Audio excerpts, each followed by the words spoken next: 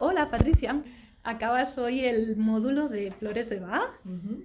y nada, cuéntanos cómo es que querías aprender sobre flores de Bach. Vale, yo me dedico al mundo de la terapia también, Ujú. trabajo en terapia emocional y las flores de Bach siempre me han llamado la atención. Y de hecho, llevaba ya 2 o 3 años que quería hacer el curso con vosotros, Sí, pero por horarios y tal no me coincidía. Y vale. justo una semana o dos antes de que empezara la formación me llegó el El correo email. exacto y dije, mira, pues ahora es el momento. En estas 4 semanas has empezado a aplicarlo en tu consulta como Sí, terapeuta. sí, empecé la semana pasada, me atreví ya con una persona. No empecé Sí, antes porque no controlaba tanto las flores, o sea, no las vale. conocía tanto. Tampoco es que las conozca, ahora me toca Sí. profundizar, ¿eh?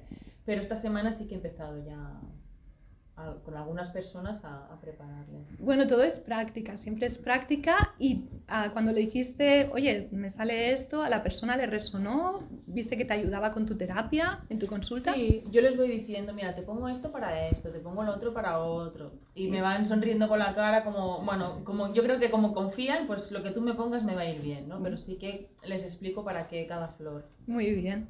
Pues nada, entiendo que te ha gustado el curso. Sí, ¿Lo recomendarías? sí, y ¿Sí? tanto, sí, sí. Para otros terapeutas que Sí, trabajan temas emocionales. sí. Y Muy aparte que quiero añadir, que Carla lo explica súper bien, me gusta mucho la manera cómo transmite y el trato creo que también, ¿no? Tanto a nivel presencial como online, que aunque yo no he estado online, sí que lo he visto desde aquí, ¿no? Y creo que tiene todo el rato en cuenta a todo el mundo. Pues muchísimas gracias, A Patricia. vosotros. Encantada de haberte tenido como alumna. Gracias. Chao.